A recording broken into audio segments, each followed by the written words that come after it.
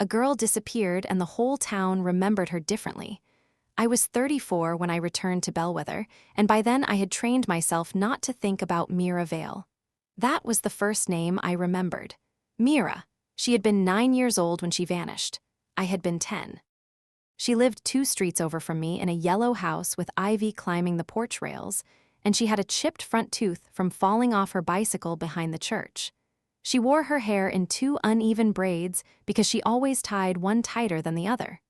I remembered all of that clearly. The problem was that nobody else did. My mother was the first person to correct me. I had only been back in town for 6 hours. I was standing in her kitchen, watching rain slide down the window over the sink, when I asked if anyone had ever found out what happened to Meera Vale. My mother froze with a towel in her hands, then she turned slowly. "Who?" "Mira," I said. "Meera Vale. She disappeared the summer before 5th grade. My mother's face tightened in a way I recognized from childhood. It was the expression she used when I had asked a question I was not supposed to ask. "You mean Nora Bell?" she said. I stared at her. "No, Meera Vale. There was no Meera Vale." I laughed once because I thought she was joking. She did not laugh with me. "There was a girl named Nora Bell," she said carefully. "She drowned in the creek." "You were very upset about it." "She didn't drown," I said. "She went missing." My mother folded the towel twice, then folded it again. "You were a child. Memories get mixed up. That should have been the end of it, but my mother had always been a terrible liar." That night, I went up to my old bedroom and opened the cardboard boxes I had left behind when I moved away. Most of them smelled like dust and cedar. Inside were school papers, cheap trophies, old birthday cards, and a stack of yearbooks from Bellweather Elementary. 4th grade was the one I needed. I sat cross-legged on the floor and turned the pages slowly. There I was, front row, stiff smile, crooked bangs. There was my teacher. There was my class, but there was no Meera Vale. I checked again. Then again. Nothing, not one girl with uneven braids. Not one chipped tooth. No Mira, no Nora Bell either. I turned to the back where students had signed each other's yearbooks in glitter pen and marker. Most of the messages were ordinary: "Have a good summer. Don't forget me, best friends forever." Then I saw it. Near the inside cover, written in purple ink, were 4 words. "You remembered me, right?" The handwriting was childish. The name beneath it had been scratched out so violently the paper had torn. I sat there until my legs went numb. The next morning, I walked to Bellweather Elementary. It had been renovated since I left. The playground was new, the brick had been cleaned, and the old oak tree near the bus loop was gone. But the main office still had the same narrow windows and the same smell of paper, wax, and old carpet. The secretary was a woman I did not know. I told her I was looking for archived class records. She smiled politely until I gave her the year. Then the smile slipped. "That far back is probably stored off-site. Can I request it?" "You can." She typed something into her computer. "What student are you looking for?" "Meera Vale." Her fingers stopped moving, only for a second. Then she typed again. "I don't see that name." "What about Nora Bell?" This time she did not stop. "No Nora Bell either." My chest tightened. My mother said Nora drowned in the creek. The secretary looked toward the closed principal's door. "We don't keep records of that sort of thing here." "I'm not asking for death records. I'm asking for enrollment." She lowered her voice. "You should try the library." It was not what she said that made my skin prickle. It was how she said it, like it was a warning. The Bellweather Public Library was across from the courthouse, in a stone building with green lamps and windows that rattled when trucks passed. I had spent half my childhood there with Mira, or with whoever everyone wanted me to stop calling Mira. The local history room was in the basement. I searched newspaper archives first. Meera Vale brought up nothing. Nora Bell brought up one result. "Girl 8 drowns in Mill Creek." The article was only 6 paragraphs long. It said Nora Bell had wandered from her grandmother's house and fallen into the creek during heavy rain. Her body had been recovered near the old footbridge. There was no photo, no parents quoted, no funeral information. No school mentioned.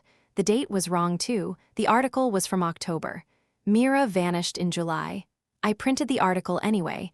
Then I searched missing children reports. Nothing. I searched school events from that year. Nothing.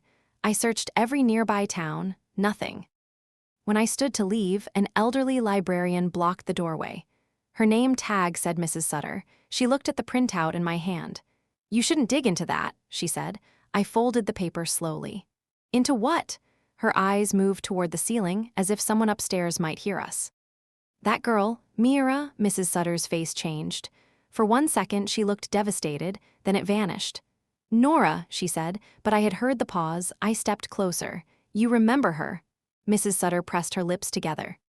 "I remember a lot of things I wish I didn't." "What happened to her?" She reached into the pocket of her cardigan and pulled out a small brass key. Then she set it on the table between us. "Drawer 16, she whispered. "Don't let anyone see you open it."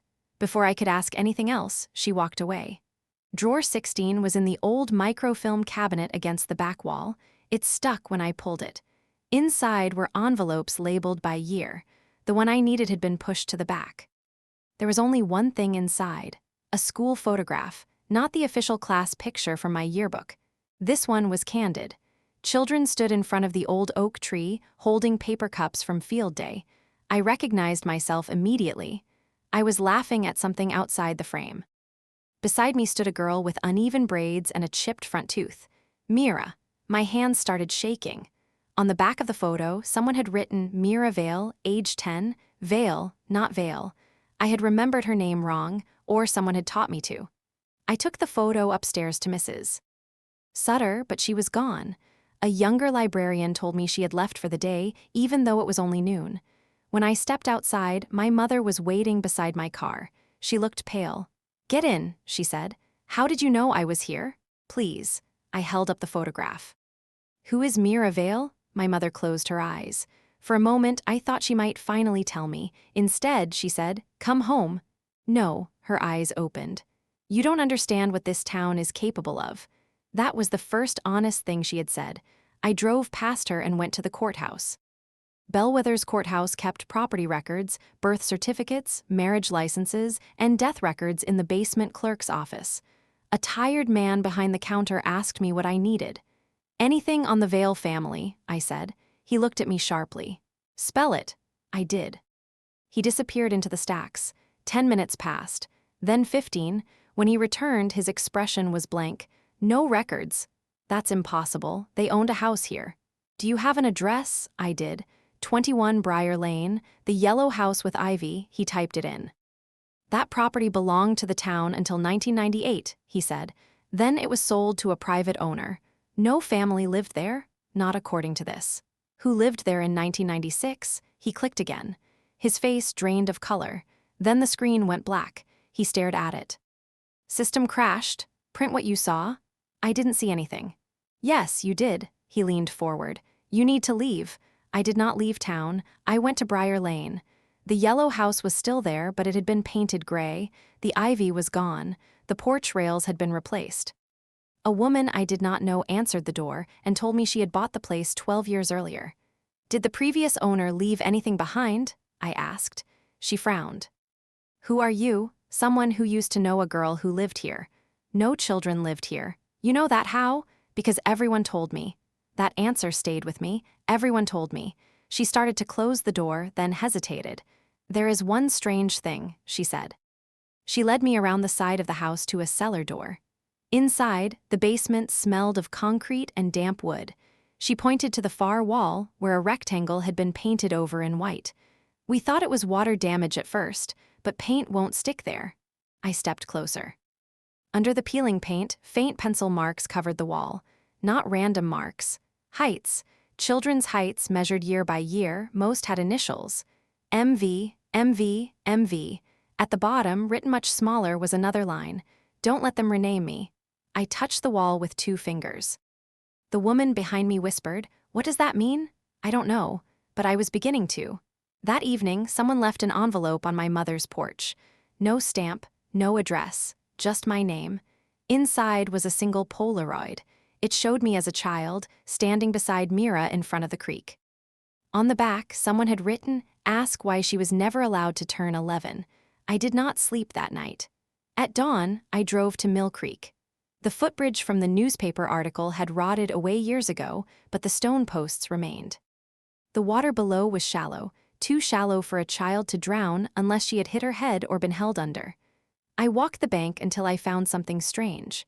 A rusted metal sign, half buried in weeds.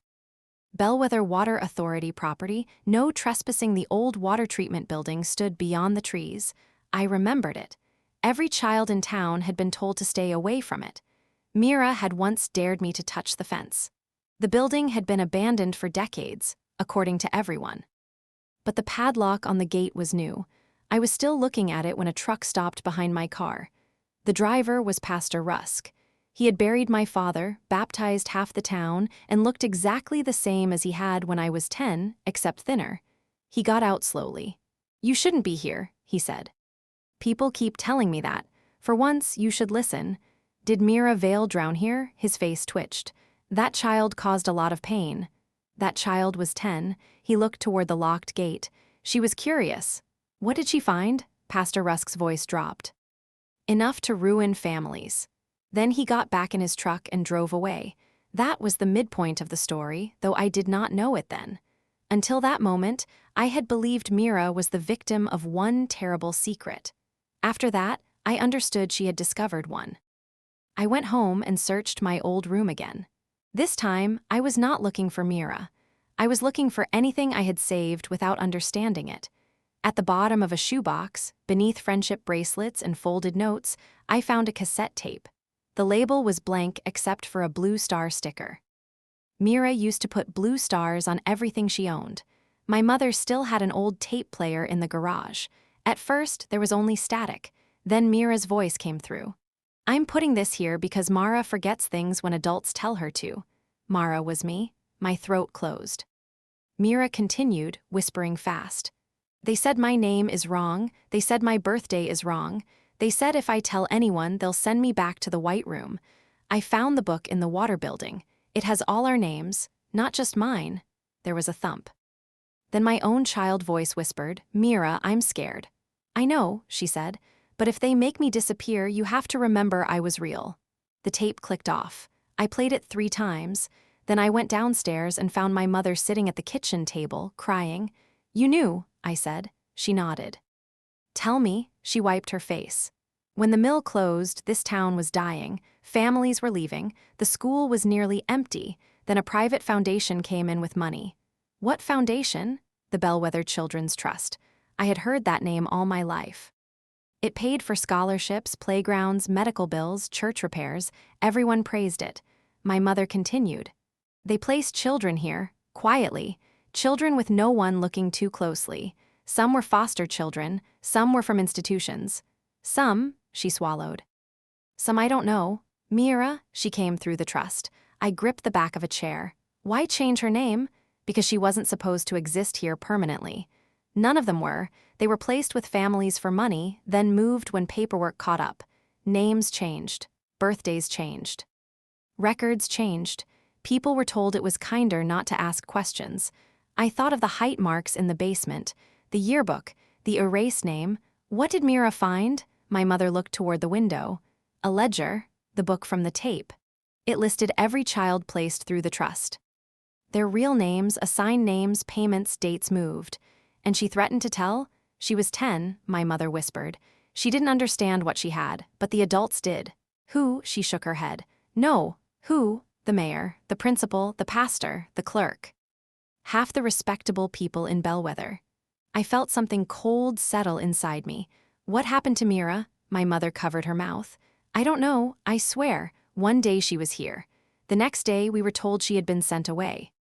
Then the newspaper printed the drowning story under another name, and everyone understood what we were supposed to remember." "Why didn't you leave?" "Your father was sick. The trust paid for his treatments." I stepped back from her. She did not defend herself. That hurt more. The next morning, I went back to the library. Mrs. Sutter was waiting in the local history room. "I wondered how long it would take you," she said. "You gave me the photo." I kept more than that. She unlocked a cabinet behind the genealogy shelves and removed a thin black ledger wrapped in cloth. My hands went cold. "This is not the original," she said. "It's a copy. Mira made pages on the library copier before they caught her." "Caught her?" Mrs. Sutter's eyes filled. She came here alone, mud on her shoes, terrified. She asked me how to make copies. I helped her. I thought she was playing detective. She opened the ledger, names filled the pages. Real name, assigned name, placement address, payment, removal date. Some children had notes beside them. Compliant, difficult, returned, relocated. Then I saw her. Real name, Meera Vale. Assigned name, Nora Bell. Placement, 21 Briar Lane. Removal date, July 18. Beside her name was one handwritten word. Witness. My breath caught. She saw something, I said. Mrs. Sutter nodded. She saw them move another child. Move where? Mrs. Sutter turned the page. There was a map tucked inside. The old Water Authority building was circled. Under it were 3 words. Intake Room B. I drove there without calling anyone. That was a mistake.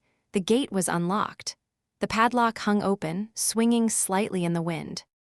Inside, the treatment building was colder than it should have been. Dust covered the floor, but there were fresh footprints in it. Someone had been there recently. I found the stairs behind a metal door. They led underground. At the bottom was a corridor lined with peeling paint and old pipes.